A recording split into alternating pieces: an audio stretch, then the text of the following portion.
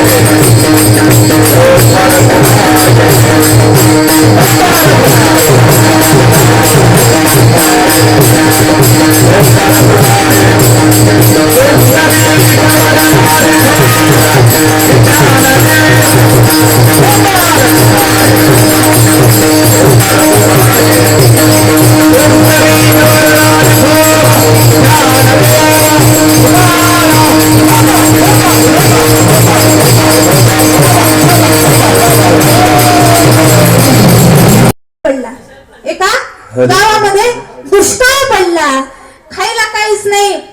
मग एक जण आता काय करायचं त्याला काहीच कळत नव्हतं, काहीच सुचत नव्हतं.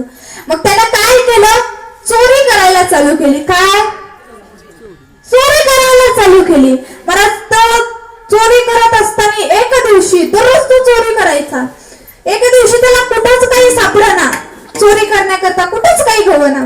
मग त्यानं काय केलं, खूप दूरवर गेला, त्याला एक महादेवाचं मंदिर दिसलं. महादेवाच्या मंदिरामध्ये तो गेला. गेल्याच्या बरोबर अशी एक मोठी पितळाची घंटी त्याला दिसली. तो म्हणला आठवड्याचं कामच झालं. म्हणून महाराज तो ते घंटी घेण्याकरिता गेला, पण आता घंटी वरती होती, त्याच्या हाताला येईना झाली. म्हणून महाराज त्यानं काय केलं, महादेवाची पिंड होती, त्या पिंडीवरती उभा राहिला आणि तो घंटी काढायला लागला. पण घंटी काढत असताना पिंडीवरून त्याचा पाय घसरला. पण साक्षात भगवान शंकर त्याला प्रसन्न झाले आणि त्याला सावरलं. एवढे भोळे पार्वती माता म्हणाली, अहो तो तुमच्याच मंदिरावर मध्ये येते, तुमच्याच डोक्यावर उभा राहते आणि तुमच्या डोक्यावर उभा राहून ते तुमच्याच मंदिरातली घंटी चोरून नेते आणि तुम्ही त्याला प्रसन्न होतात. ती म्हणला, भगवान शंकर म्हणाले, अगं तू का, तुला काय कळतं, अगं कोणी मला जल वाटतं, कोणी मला दूध वाटतं, कोणी मला बेलीचे पानं वाटतं, पण ह्याने तर मला त्याचं सर्वस्वच अर्पण केलं. काय पायापासून सर्वस्वच त्याने मलाच अर्पण केलं. एवढे भगवान शंकर, हर हर शंकर सांब सदाशिव, हर हर